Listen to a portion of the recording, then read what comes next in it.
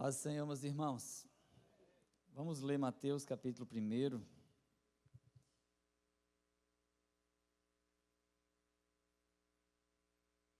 Mateus 1:18. Primeiro livro do Novo Testamento.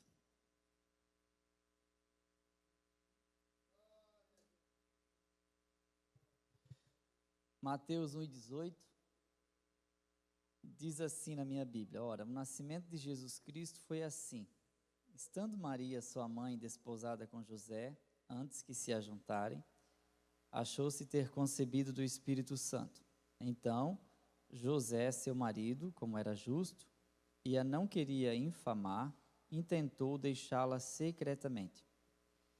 E pensando ele isso, eis que em sonho lhe apareceu um anjo do Senhor, dizendo: José, filho de Davi, não temas receber Maria, tua mulher, porque o que nela está gerado é do Espírito Santo. Amém, irmãos? Os irmãos podem sentar. Eu vou falar um pouquinho sobre a forma como Jesus se relacionava com as pessoas, a começar pela maneira que ele entrou no mundo, nascido da forma milagrosa, gerado pelo Espírito Santo no útero de Maria, e depois mais algumas pessoas, mas em primeiro lugar esse casal, e onde ele se manifesta como pessoa, né, como gente, ou como ser humano, para ficar mais claro assim, né? Porque Jesus já era uma pessoa, mas não havia tomado a forma humana como tomou aqui. Então eu aprendo aqui com José e Maria, uma das coisas muito interessantes é a simplicidade do Evangelho no seu início, o Evangelho da graça de Deus. Porque se compararmos com outras religiões, o nascimento dos filhos dos deuses nas religiões pagãs eram sempre envoltos em milagres e palácios e grandes estruturas e com muitos emblemas, né? Quanto que o nascimento de Jesus, ele foi muito singelo em relação a tantas outras tradições da época. E como se pensava que o rei, ele deveria nascer como príncipe num palácio, esse Jesus não está nascendo em um palácio. Assim começou o evangelho da simplicidade. E trouxe esse referencial para todos nós, né? Se nós fôssemos resumir Filipenses 2, a palavra seria simplicidade. Então, em primeiro lugar, eu vejo essa simplicidade. Em segundo lugar, eu vejo um plano bem confuso para os dois, em especial para José, porque ela era praticamente esposa, visto que a palavra noiva ou esposa é uma palavra muito variável, que tem um sentido muito semelhante, era um comprometimento que equivalia a um casamento. Ela apareceu grávida, só que quando Gabriel faz a menção da gravidez, em Lucas, conforme a narrativa de Lucas 2, José não estava, então estava Maria. Então Maria sabia o que estava acontecendo e agora ela precisava contar para José. E não é uma coisa muito fácil. A gente vê hoje, pareceu simples, né? Aí você imagina uma moça virgem que não foi tocada pelo noivo aparecer grávida e dizer que foi do Espírito Santo e que ela vai explicar tudo depois. É uma situação bem complicada. E outra coisa é a sociedade que julga, né? Quando eu leio essa passagem, eu não consigo esquecer de Eliseu, que também é bem parecido, né?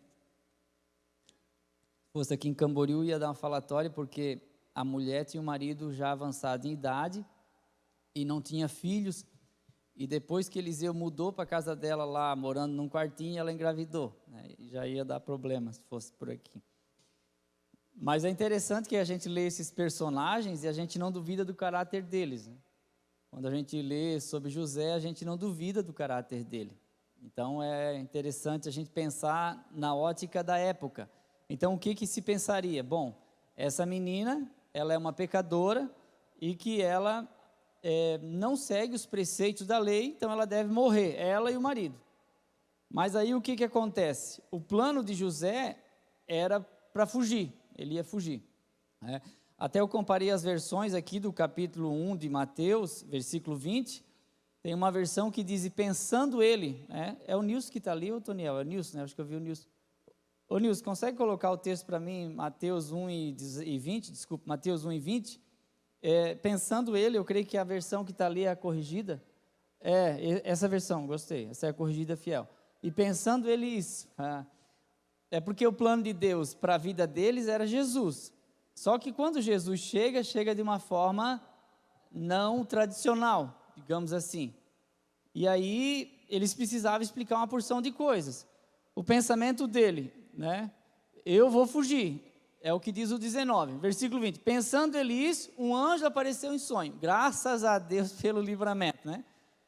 Porque quando o plano de Deus aparece para nós de pronto, a tendência nossa é fugir. Moisés quis fugir da sarça. Elias quis fugir. Jonas quis fugir. Muitos homens de Deus tentaram, né, pôr em fuga a sua própria vida para tentar escapar dessa manifestação divina que era tão terrível e ao mesmo tempo misteriosa, né? Mas Jesus trouxe essa simplicidade. E aí eu não sei o que você pensa sobre o plano de Deus, né? Projeto de Deus. Mas o José nem falou, ele pensou em fugir. Enquanto ele pensava em fugir, um anjo apareceu para ele em sonho, diz: não temas receber Maria, tua mulher, porque o que nela está gerado é do Espírito Santo. Ou seja, Deus vai cuidar de ti, tá bom? Deus vai cuidar de ti. Isso me acalma, sabia? Isso me acalma porque o plano de Deus, ele assusta muitas vezes, né, irmã? Assusta bastante, mas a presença de Deus nos acalma. O sentimento de que Deus está conosco, protegendo, é um cálice muito suave, é um bálsamo, né, que nos traz assim uma calma. Deus está no controle, mas não é fácil chegar nesse nível, não, de pensar assim, ufa, ainda bem. Por que ele ia fugir? Ele ia fugir porque ele ia ficar com a culpa e as pessoas dizerem assim: olha, ele é tão sem vergonha que ele engravidou a moça e ainda fugiu, olha só. Aí ela ia ficar mais ou menos de boa. Esse era o pensamento dele. Mas Deus colocou o casal nessa história, é isso que eu acho maravilhoso. E escolheu um casal simples. E Deus, quando escolhe, Ele também respalda. Ele patrocina o que Ele promete. Ele não vai prometer e dizer: agora te vira aí e dá teu jeito. Não é? Eu achei engraçado esses tempos aí que o Henry Christie foi em um programa de TV e o apresentador disse assim: o senhor toma vinho? Ele assim: toma um vinhozinho, pai, deixa eu tomar. Então, vamos trazer um vinho para ele. Aí trouxeram água para ele. Aí quando ele tomou, mas é água. Aí o apresentador disse: aí eu não tenho nada a ver com isso, dá teu jeito aí, te vira.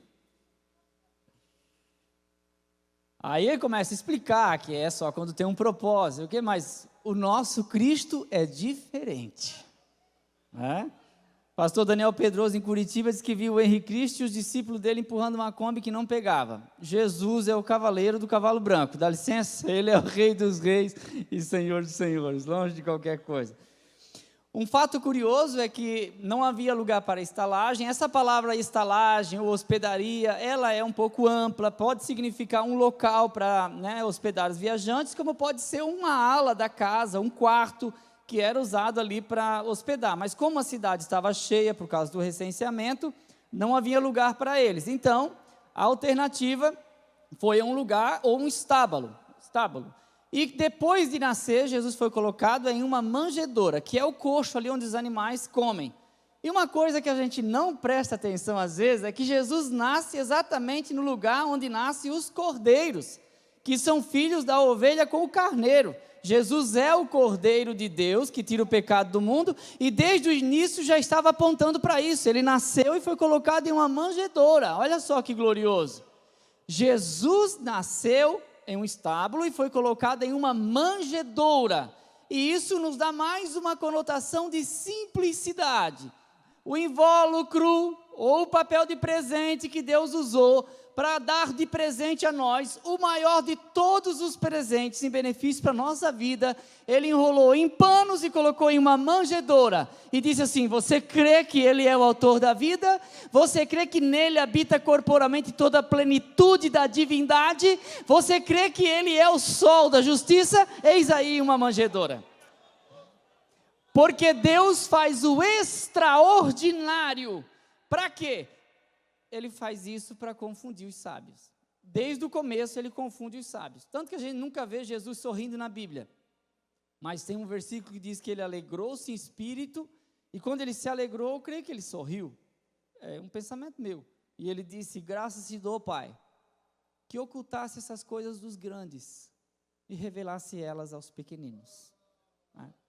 Por isso que Jesus diz: quem não se tornar como criança, para entender e aceitar, tem que ser, nesse caso, inocente, para olhar sem maldade para aquela manjedoura e dizer: vem a mim, presente de Belém, porque eu te desejo, você mudou a minha vida. A Bíblia diz: não há outro nome debaixo do sol dado pelo qual nós possamos ser salvos. Não há. Ele vai ser consagrado ali no 40º dia depois da purificação de sua mãe, e aí essa consagração que a gente usa fazer, que é a apresentação, a gente apresenta porque é o modelo que Jesus foi apresentado, consagrado. A gente também apresenta, só que nós apresentamos todos, né?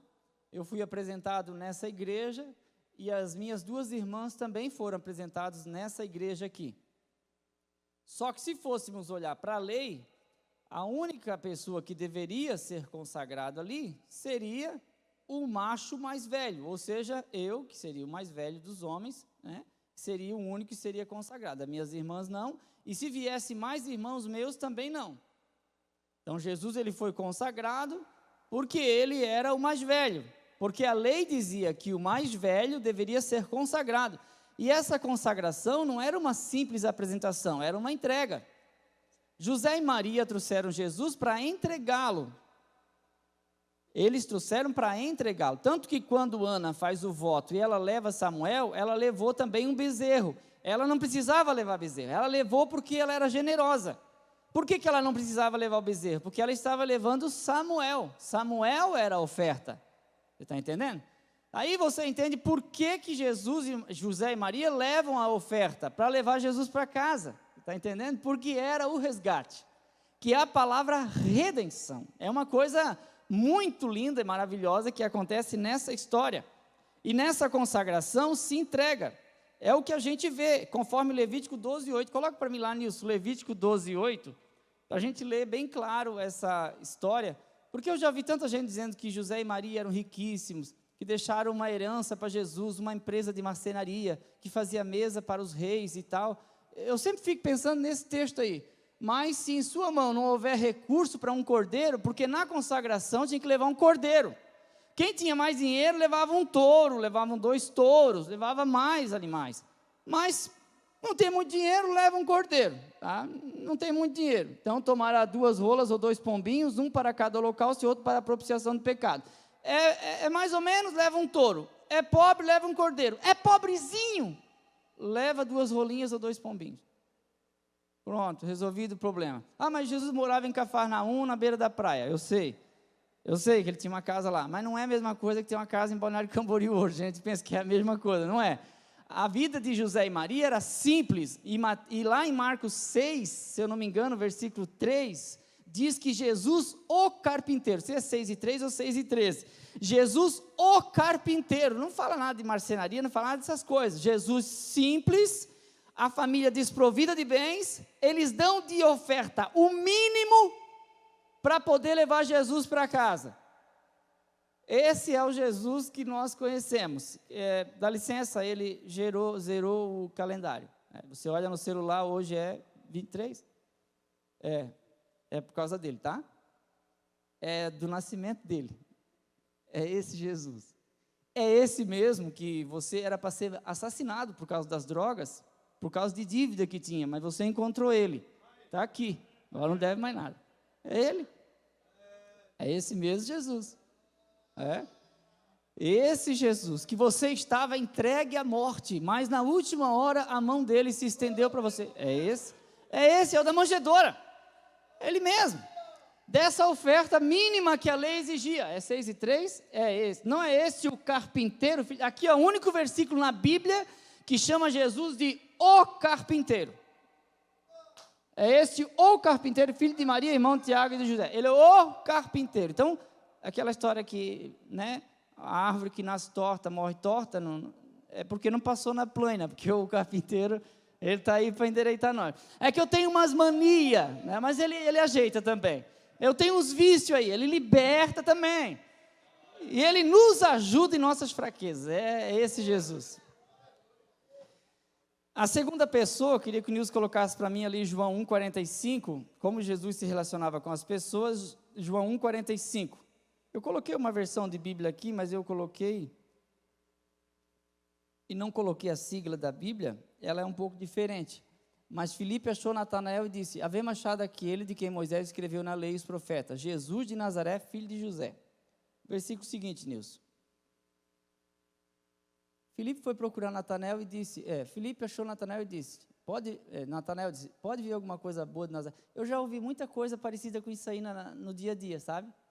Você mora naquele bairro lá, mas espera aí, mas vem alguma coisa boa daquele bairro? Eu já ouvi isso também. Ah, outra coisa que eu já ouvi, você é da família tal? Tem alguém que presta naquela família? Dá vontade de dizer ali, ó, vem ver. Vem ver. Não adianta eu ficar falando, Filipe, não adianta eu falar, você é teimoso, Natanael. Eu vou ficar falando, explicando, vai resolver nada. Tire as suas próprias conclusões. Se a família tem uma má fama, não seja a sua também, você é a exceção no meio da regra, pronto. Por que tem que ser sempre igual? Tem que ter uma exceção. Ele quis dizer, bom, não pode vir nada de bom de lá. Ele tinha um certo preconceito, nós temos às vezes esse preconceito com algumas pessoas. E em segundo lugar, era tão perto, ele era de Caná, era 6 quilômetros de Caná a Nazaré. Como é que eu não conheço? Nazaré era uma cidade tão pequena, que nem Flávio José falou sobre ela, e nem aparece citação no Antigo Testamento, e muitos chamam de aldeia. Era o lugar onde José e Maria residiam, Nazaré, por isso que a gente chama Jesus de Nazaré. 6 quilômetros, o Natanael disse, mas como é que eu nunca ouvi falar? Está aí do lado. Para ver como a infância de Jesus, dos 13 anos até os 29, foi de boa, tranquila. Não, ele estava lá no meio dos gregos, ele estava estudando lá com os filósofos. Não, ele estava ali. Tanto que quando ele chegou em Nazaré, não operou milagre, porque quando ele começou a orar, as pessoas vinham, olhavam e diziam, esse é o filho do Zé, rapaz. Aí Jesus não curou ninguém, por causa da incredulidade deles. Quando a gente olha para a pessoa e a gente pensa, daí não vem nada. Aí Deus diz, eu vou encher para mostrar que o vaso é meu. Eu sou o dono do vaso. E Paulo disse que Deus coloca a excelência dentro de vaso de barro, para que o poder seja sempre dele. Então, vaso de barro todos nós somos. A gente quebra de vez em quando, mas não dá palpite porque está na mão do oleiro. O vaso quebrou na mão do oleiro, ele pegou a mesma massa e começou a fazer outro vaso conforme ele quis e não conforme os outros aconselharam. É preconceituoso. Tem gente que tem esse preconceito, né? Dá azar passar por dentro de Samaria, Jesus passou. Dá azar conversar com gente de Samaria, Jesus conversou. Jesus não era preconceituoso e não tinha superstição nenhuma. E como que Jesus reagia quando alguém não acreditava nele? Jesus sabia que Natanael tinha dito para Filipe, pode vir alguma coisa. Ele chamou Jesus de coisa ruim.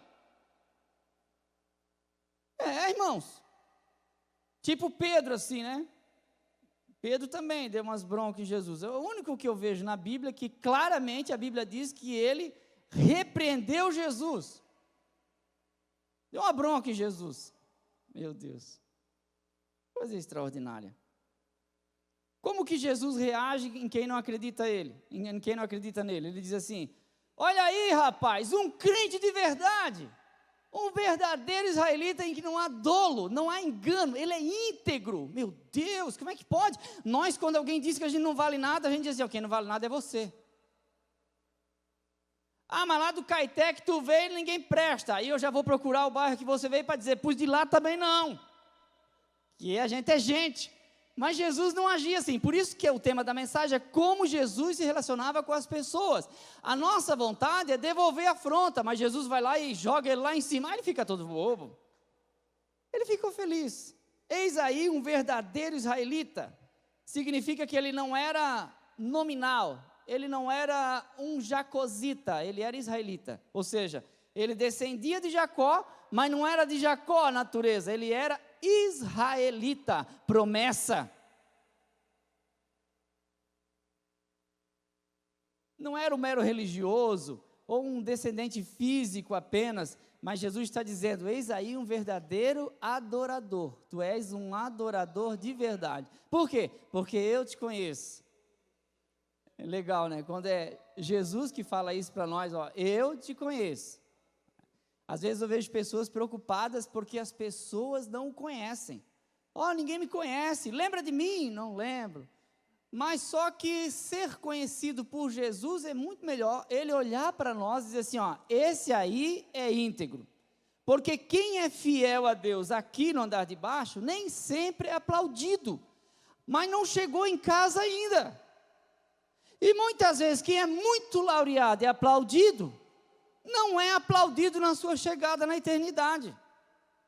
Porque na vida há muitas inversões de valores. E essas inversões às vezes nos enganam. Você vai ver pessoas que não merecem honra sendo honrado. Não merece, mas está sendo honrado. E muitas pessoas que mereciam ser honradas estão sendo desonradas. E isso é a vida aqui embaixo. Mas na eternidade não há engano.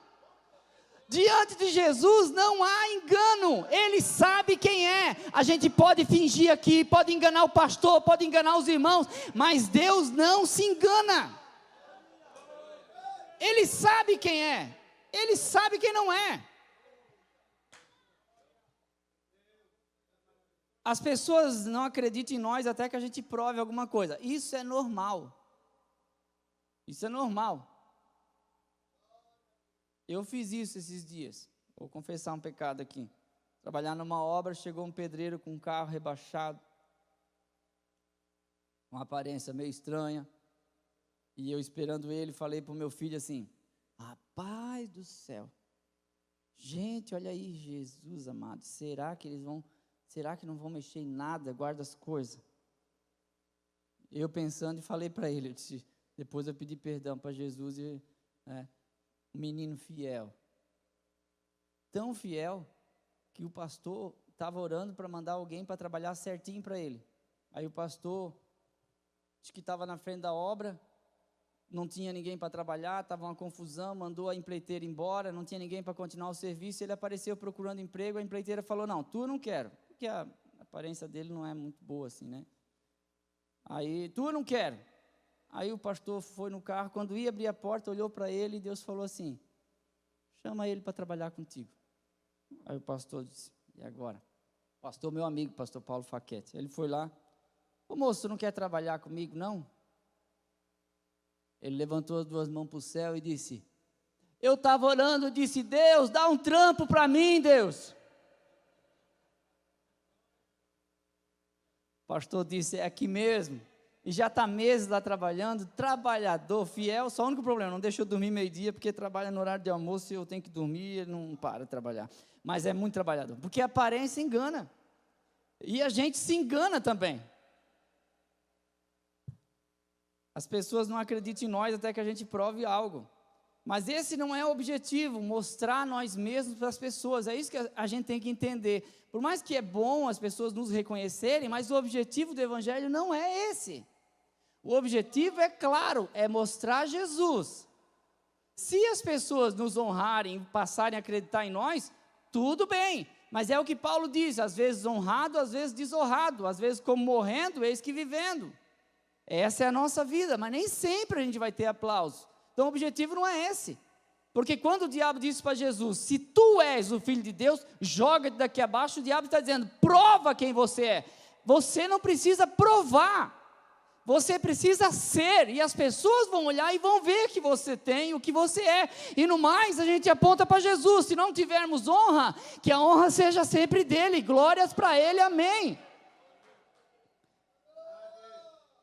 E sem vingança também, né?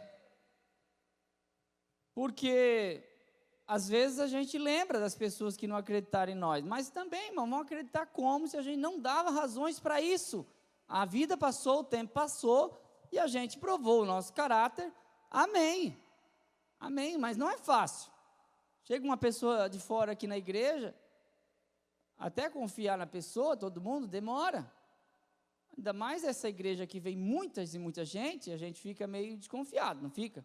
Quem está aqui anos e anos, igual eu, os irmãos aí, sabe que a gente fica meio desconfiado. A gente não pode acreditar em todo mundo também. Mas a pessoa também tem que entender que a confiança é o tempo. A gente adquire, a gente conquista. E para a gente perder, perde fácil também. Por isso que a gente anda em cima de uma corda bamba. Se bobear, perde a confiança. E o pior, se perder confiança uma vez, acabou. É uma tristeza, porque Deus perdoa, mas o povo não esquece. Vai falar toda a vida. Por isso que a gente tem que lembrar disso. Jesus diz assim: eu te vi debaixo da figueira, eu te vi. Essa figueira representava algo para Filipe. Alguém diz assim, para Natanael, alguém diz assim, mas é porque a mãe dele amamentava ele durante a perseguição de Roma e escondia ele dentro da figueira. Tem gente que diz isso, mas não é possível, sabe por quê? Porque Jesus diz assim, eu te vi antes que Filipe foi te chamar. Quer dizer, é logo anterior ao chamamento de Filipe para Natanael, então é algo que estava ali. Mas a história diz que embaixo de figueiras é um lugar para adorar e para ler, porque é sombra, e um lugar em silêncio para ler a Torá, né? Os textos do Antigo Testamento, os comentários. E quando Jesus disse para Filipe, para Natanael, eu te vi, e diz aonde, porque ele disse, tu és um verdadeiro israelita. Aí o Natanael assim, mas de onde é que tu me conhece? Eu acho legal essa expressão. Como é que tu sabes que eu sou um verdadeiro israelita? Aí Jesus vai dizer, eu te vi quando você estava sentado debaixo da figueira. Aí ele ficou meio espantado assim, porque provavelmente onde ele estava, ninguém sabia que ele estava, mas Jesus sabia, por isso que Jesus disse, eu te vi. O problema é quando ninguém vê e a gente acha que Deus também não está vendo, só que Deus vê. Isso aqui é importante.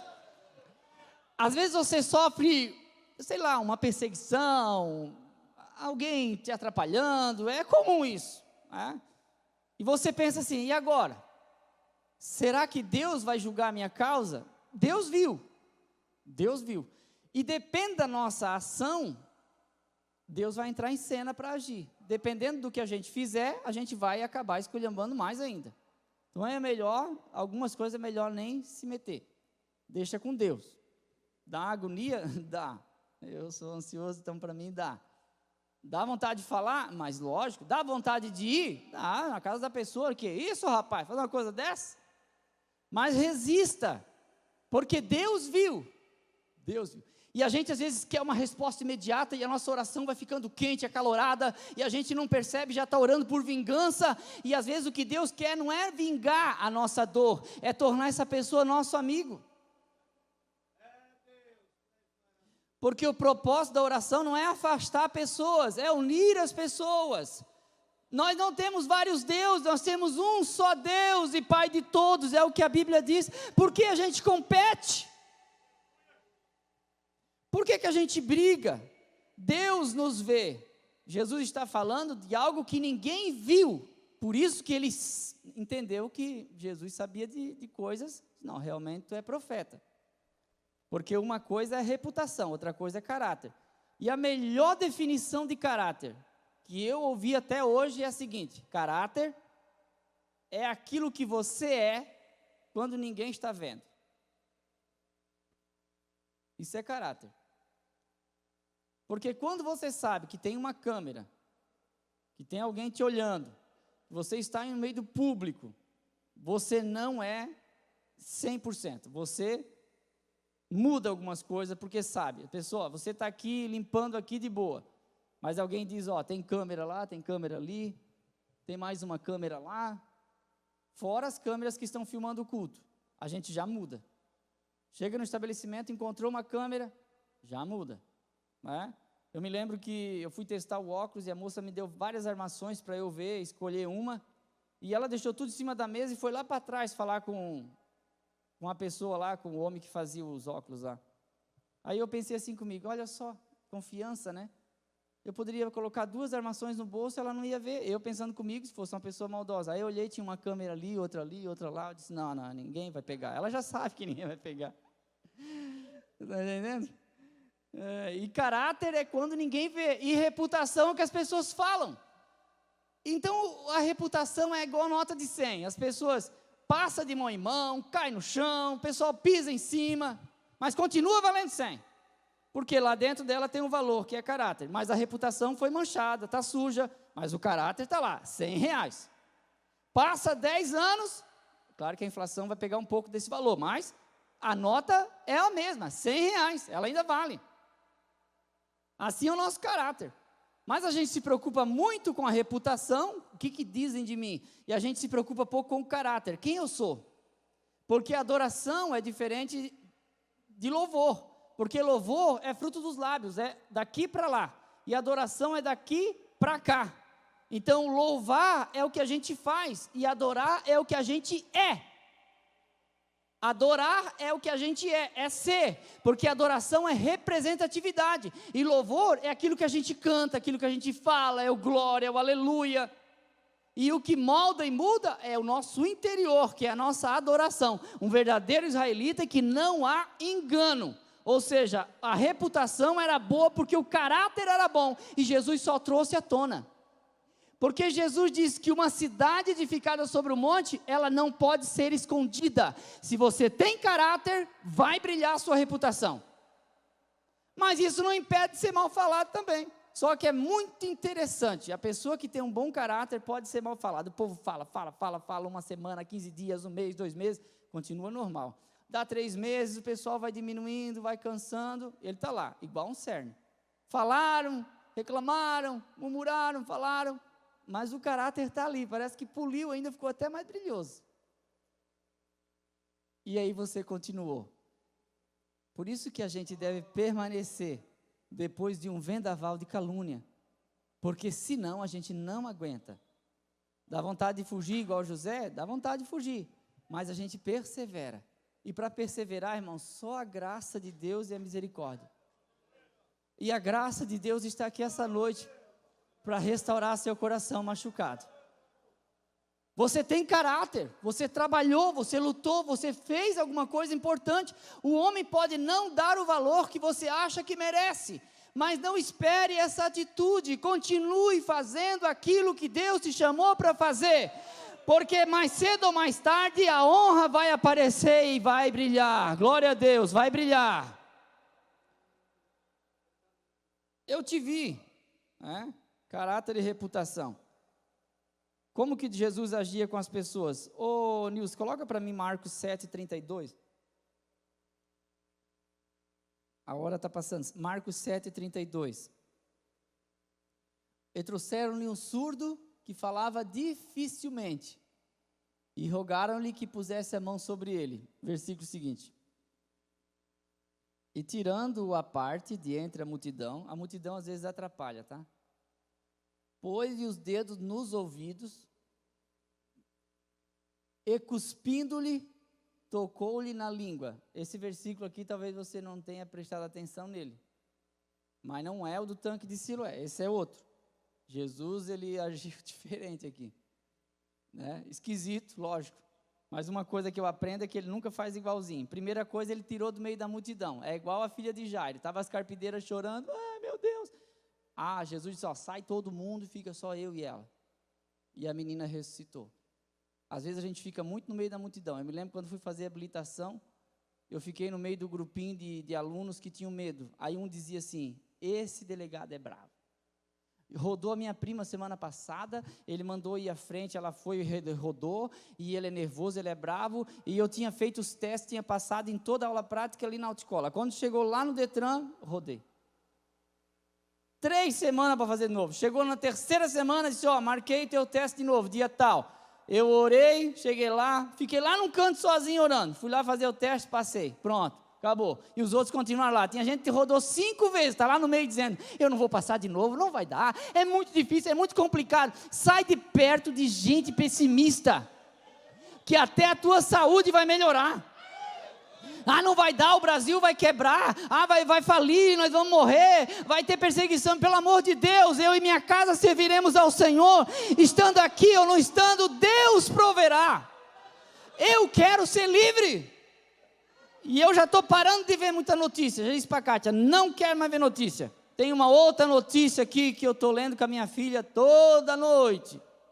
Entrega teu caminho. Lemos aí, acho que foi quinta ou quarta, foi o 37. Entrega, olha a coisa linda. Entrega teu caminho ao Senhor, confia nele, e o mais, ele tudo fará. Ele vai fazer a tua força sobressair. Olha que coisa linda. Maravilhoso. Aí lemos o 42, porque estás abatido, a minha alma, e porque te perturbas dentro de mim, espera em Deus. Ele está dizendo, eu ia com a multidão cantando para a casa de Deus, e agora eu estou aqui nessa condição, mas ele continua tendo esperança, mas espera em Deus, minha alma, tu vai adorar a Deus na congregação, tu vai voltar a ser o que tu eras. Tem momentos tão difíceis que a gente passa, e o desânimo é tão demorado, que a gente acredita que nunca mais vai ser o mesmo. Mas a gente volta. O mesmo não, porque a gente fica mais experiente, fica mais maduro, porque a gente apanha e aprende. Mas a gente volta. Bem-vindo à vida de novo. Dedo nos ouvidos. Eu acho extraordinário isso aqui. Eu achava que era o ouvido que era o primeiro órgão a ser gerado, mas daí eu fui pesquisar para não falar bobagem, e eu descobri que o coração, ele já é originário já no período embrionário, lá que é fecundado o óvulo, e ele começa a formar o embrião, ali já vai começar a aparecer um coraçãozinho. Mas, o último dos sentidos a se apagar, a audição. Jesus colocou os dedos nos ouvidos do homem. Éfatá, abre-se.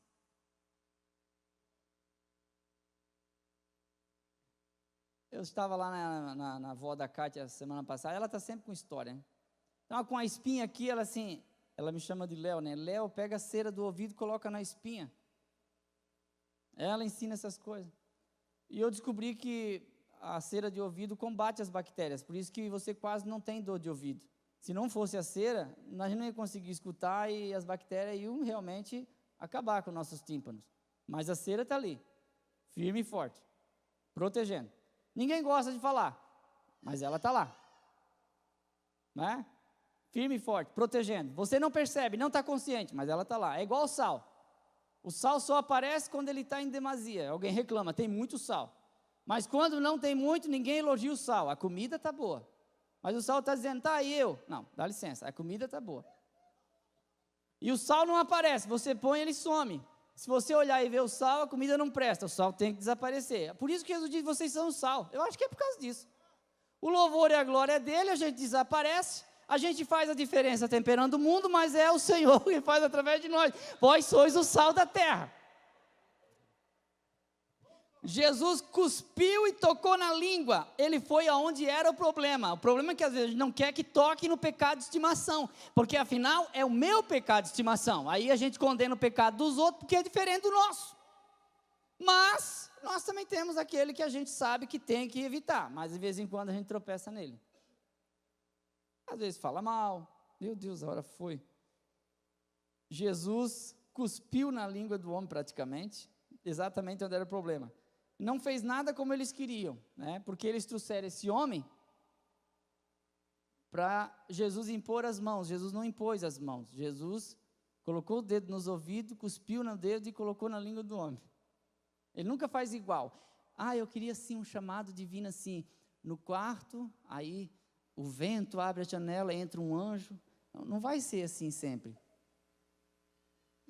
Teve um amigo meu que recebeu um chamado num prédio, trabalhando na carpintaria. Quando ele foi colocar um prego na estrutura pelo lado de fora, estava lá atrelado ao cinto, o Senhor falou com ele para o ministério, ele, né, entrou no ministério e está até hoje.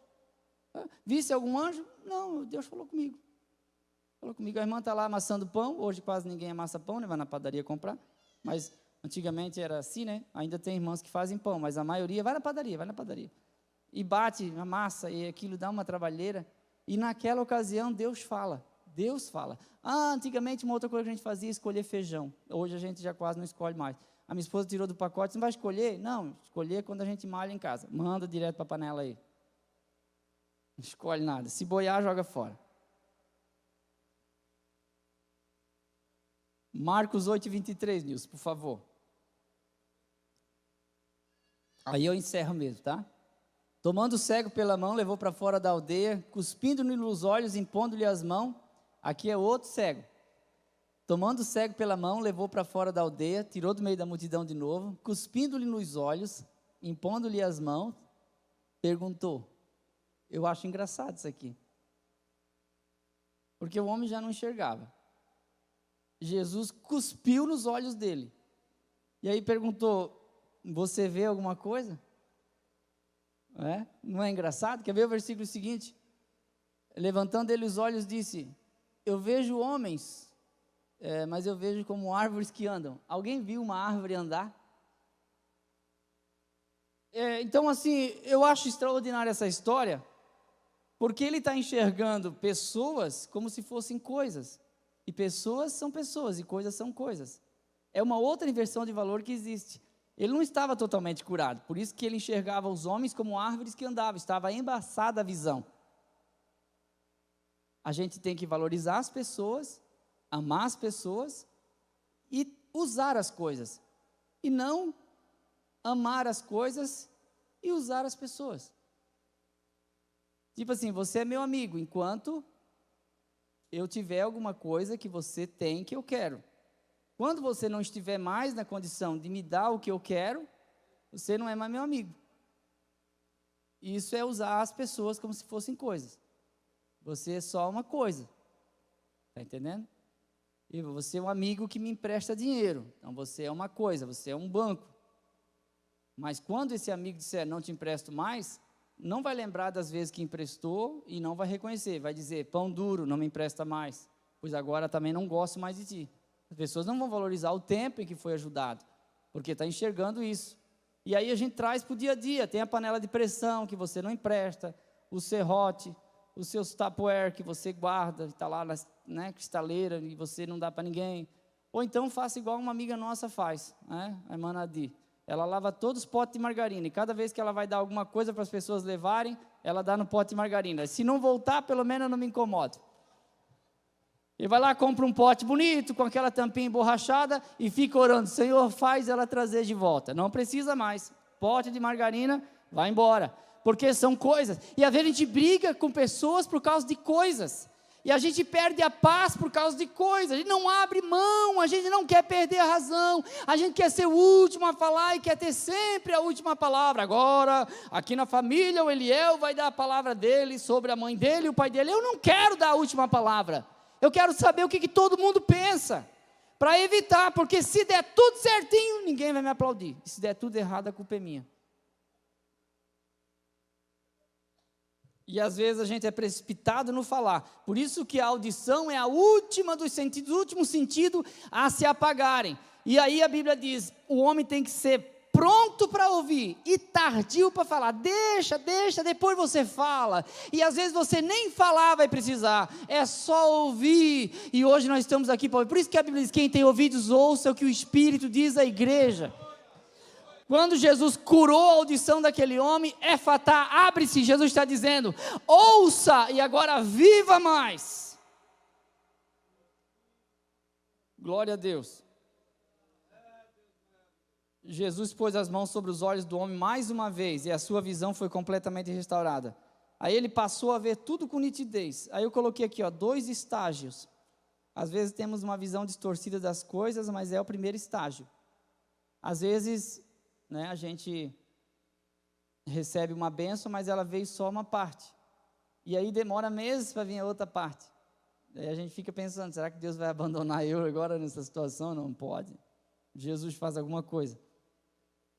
Fica ali no meio do caminho, não completou, mas não disse nada e começou, mas não acabou. Será que ele vai deixar eu assim nesse intermediário? É horrível, né? Mas a Bíblia diz que aquele que começou a boa obra, a completará. Ele vai completar a boa obra. Eu creio, Se Deus te deu um noivo, é para casar, vai casar bonitinho, glória a Deus. Mas e se ele me deixar? Não, vai casar, em nome de Jesus. Mas esse papo de abandonar no altar, não. Acredite, seja fiel a Deus e ore e peça para Deus abençoar isso aí. né? Começou o emprego, mas será que eu vou conseguir ficar meses, passar na experiência? Acredita, Deus vai dar vitória e você vai conseguir passar, né? Começa o ministério, pensa, será que eu vou ter tanta coisa assim para fazer, para falar, para pregar, para ensinar, para cantar? Vai, porque no caminho Deus vai abençoando, no caminho a porta vai se abrindo, e no caminho vai possibilitando. Promessas de Deus, elas não acontecem quando você adquire elas ou ouve, elas vão acontecendo na caminhada. Deus vai capacitando conforme vai. Então não se precipite, mas também não se desespere. Deus é aquele que está no caminho, está moldando, está trabalhando, e Ele não vai deixar a gente só. Glória a Deus. Amém, meus irmãos. Deus abençoe. Pastor Carlinhos, obrigado. Oi? Vamos nos colocar em pé, vamos orar nesse momento. Obrigado, pastor Adriano, pastor Carlinhos. Vamos orar nesse momento, todos juntos. Os irmãos que desejarem uma oração, pode vir. Que nós vamos orar juntos. Amém? E pedir a bênção de Deus para a nossa vida. Para Deus tranquilizar o nosso coração, que anda muito agitado às vezes, né? Mas Jesus faça do jeitinho que Ele quer fazer conosco na individualidade. Não pense que Deus vai dar um ministério igual. Deus vai dar um ministério parecido, igual não. Não pense que você vai ter um casamento igual. Não existe casamento igual. É parecido, não tem igual. Eu quero um marido igualzinho da irmã fulana. Não, só se ela morrer para ter um igual, porque igual só tem um. Então não vamos orar pela, né? Então a gente ora para que Deus dê um parecido, porque igual não tem. A sua vida é única, você é único, então não tem imitação. Deus dá individualmente a cada um conforme a necessidade e conforme a capacidade e conforme a graça dele sobre nós. Vamos orar então? Amém. Tem alguém que deseja aceitar Jesus essa noite? Levante a mão como sinal aí. Tem alguém? Toniel? O filho do diácono Toniel Maneide vai passar por uma cirurgia. Na mão? Amém. Vamos orar. A irmã Maria Onofre da Areia Branca? Não é a da Areia Branca? De Itajaí. Maria Onofre está na UTI, nós vamos orar. Mais alguém? Mais alguém? Vamos orar, irmãos? Mais alguém tem uma necessidade e deseja receber uma oração? Se desejar, pode vir. Tem alguém que deseja aceitar Jesus essa noite? Por favor, se você quer, levante a mão para fazer um sinal aí. Nós vamos orar. Ninguém? Então podemos orar, né? Tem mais um irmão aí, Daniele. Sueli na UTI. Amém? Amém? Vamos orar por ela também. E o irmão ali que parou no meio do corredor? Está sentado aí mesmo? Outro quer uma oração. Vamos orar então. Pai, em nome de Jesus eu te agradeço por tudo que o Senhor tem feito e por tudo que vais fazer. Continua abençoando a nossa vida e guardando-nos na tua mão. Abençoa-nos com a bênção da prosperidade, a bênção da saúde. Senhor, o filho do diácono Toniel, abençoa, Pai, em nome de Jesus. Amém, a irmã que a Daniela está representando, dá a tua bênção, restaura a irmã Maria Onofre, Pai, dá saúde. Deus, coloca as tuas mãos sobre a vida de cada um, Pai, que está necessitado, que está precisando da tua bênção, da cura. Restabeleça, Senhor, a saúde. Nós pedimos a tua bênção, a tua graça para os lares, para todos nós, Pai. Essa é a minha oração em nome de Jesus. Amém e amém. Obrigado, pastor Carlinhos. Obrigado, pastor Adriano.